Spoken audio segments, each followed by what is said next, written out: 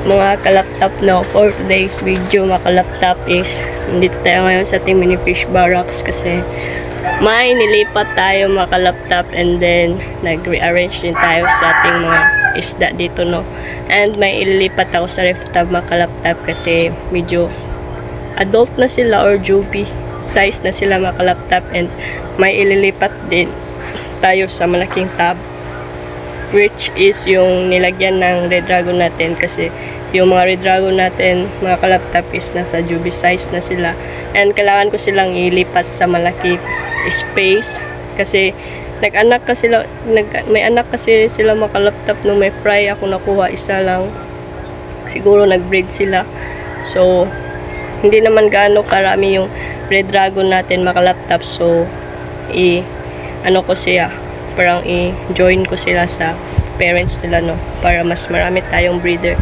ng red dragon natin. So yun, ipakita ko sa inyo. Let's go. Mga kalaptop, dito natin kinuha yung red dragon natin.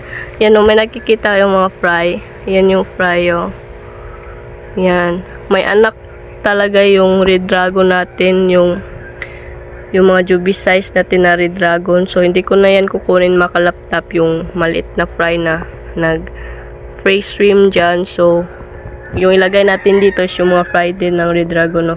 So yung mga parents nila or yung anak, yung parents ng nakita natin na fry is ito siya. Yan, no. Yan, parang buntis na ata kasi yung yung mga female natin. Marami tayong female and then marami din tayong male. Yan siya. Yan, mga na-harvest natin ngayon, yung pwede nang ilipat sa ref tub. So hindi natin to bibenta mga kalaptop, paramihin lang natin to, no. So yan, ilalagay na natin siya dyan. Sana hindi sila mag-away-away. Yan, hello, sana is good relationship pa din sila dyan, no. So ayun, para mas lumaki sila and marami tayong breeder ng red dragon. So yung kukunin natin ngayon is yung fry ng red dragon natin. So may isa na dito, dalawa yan sila mga kalaptop, and kinuha ko yung isa.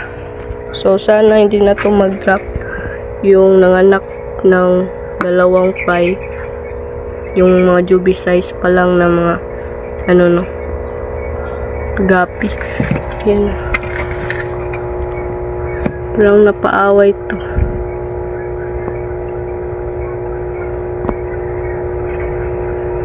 So hindi na siguro yan kasi mga malalaki na yung nilagay natin dito, no.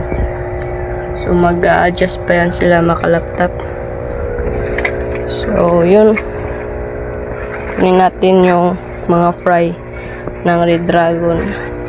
So nandito sila. Yan, sobrang dami, no. So yun, sobrang bigat. Ang bigat. So yun mga kalaptop, no, may nakuha tayong 18 pieces na mga red dragon fry plus dalawa dito.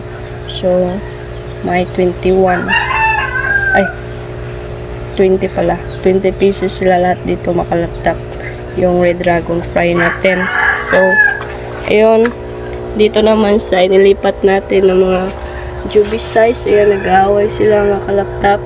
So hindi ko alam kung okay lang ba sila dito or hindi, pero may na kasi dito, may lumalabanan.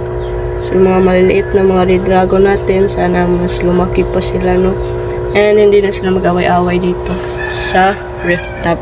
So inilagay ko sila dyan mga kalaptop para mas marami tayong breeder ng red dragon fry natin. So ayun lang siguro mga kalaptop, and ito is i-acclimate muna natin ng 5 minutes, no, para hindi sila ma-water shock.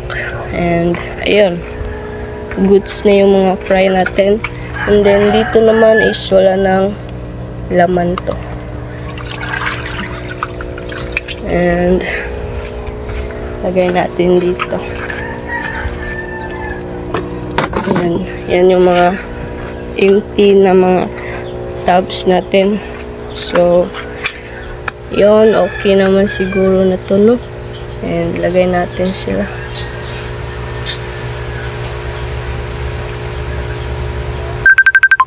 Ayan. So, yun lang. Mga laptop to, salamat pala sa panonood, and don't forget to like, share, comment, and subscribe to my channel and click the tiny bell para like updated sa susunod nating upload. So yun lang mga laptop, see you on the next vlog. Bye, peace out.